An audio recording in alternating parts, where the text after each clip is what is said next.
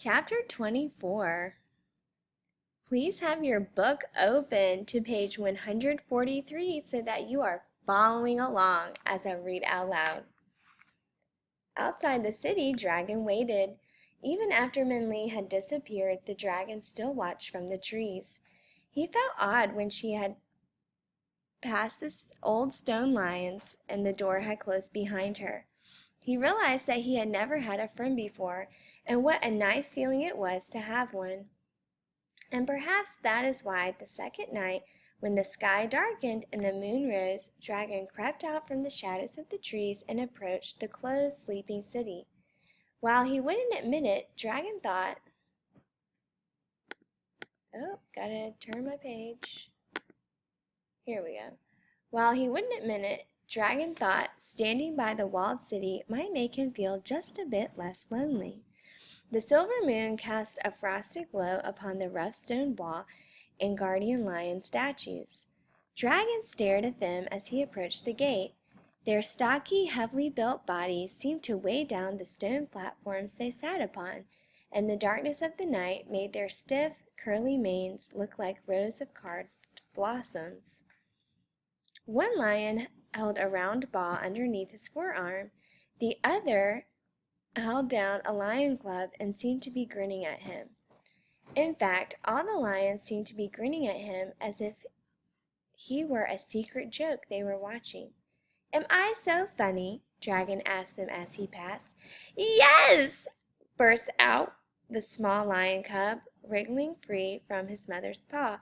"You're very funny." As Dragon jumped back in surprise, the lion cub laughed out loud, obviously highly amused at the dragon's shock. But with his laugh, both adult lions shook themselves from their platforms. Ooh, not sure how to pronounce his name.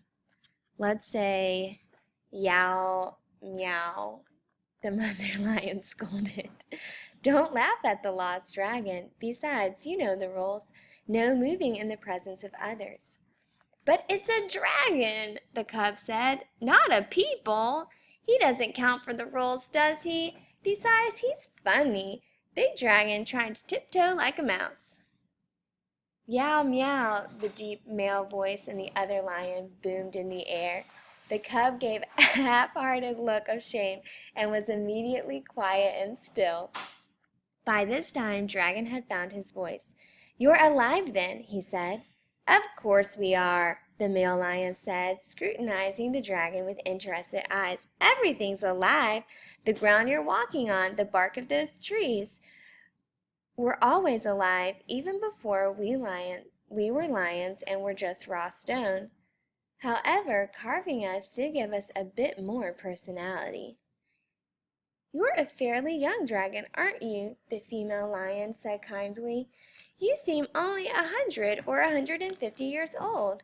Don't worry, you'll learn soon enough." "100?" the lion cub said. "I'm much older than you. I'm 868. "And you still have not attained wisdom," the father lion told him. "Don't tease the young one." "Well, what are you doing here?" the cub asked. Not unkindly. "Dragons don't usually come down to earth much. Are you lost?" Though unusual, the lions weren't unfriendly, so Dragon settled down and told them the whole story, being born, living in the forest, meeting Minli, and now their travels to find the borrowed lion and the old man of the moon. The lions didn't interrupt once, though the cub did snicker from time to time. "You belong to Magistrate Tiger?" the cub said when Dragon was finished. "That means you're the terrible dragon. You're the one that destroyed the king's father's palace. What a lot of trouble you caused." Dragon looked at the older lions questioningly. "About 100 years ago," the female lion said, "the king's father fled his home village.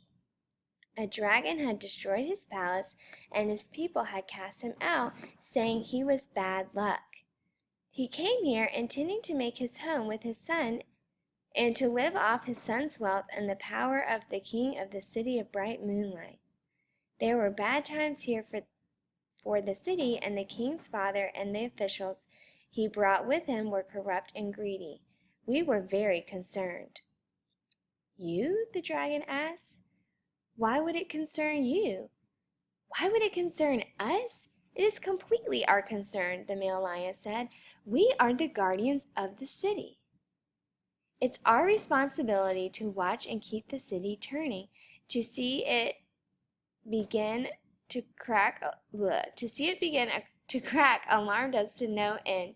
And the lion held out a round ball he had in his hand and showed Dragon an old deep fracture that was slowly being filled with dust of the earth. "What did you do, Lion?"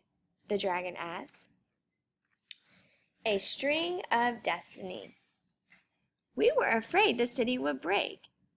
As the times became more turbulent with secret meetings and violent outbursts, we watched the crack of our world widen.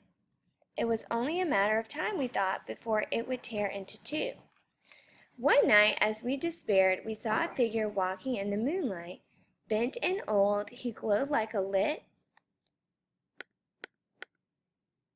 lantern.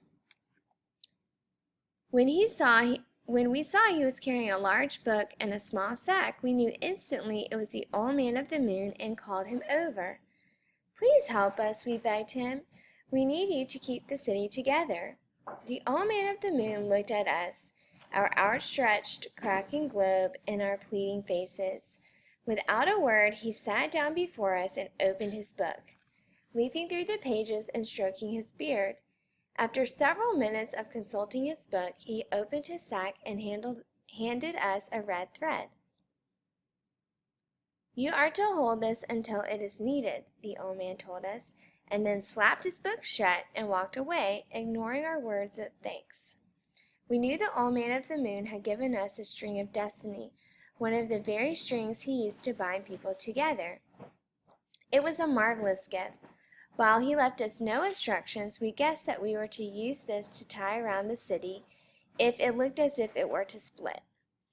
After that, night after night, we watched our sphere, ready to use the string at first signs of breakage. Unsure of its power or abilities, we dared not use it for anything but the direst of circumstances. But the crack did not grow. Unexpectedly, the king renounced his father. He exiled him and his officials from the city, and harmony returned.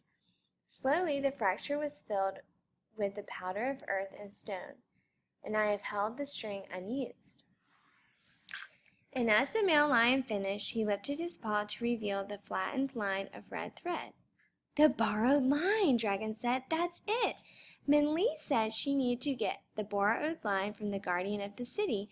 You're the guardian, and that's the borrowed line we need." "I suppose it is," the lion said, looking at the string. "So perhaps I've been holding it all this time so I could give it to you." And the lion dropped the string into the dragon's outstretched hand.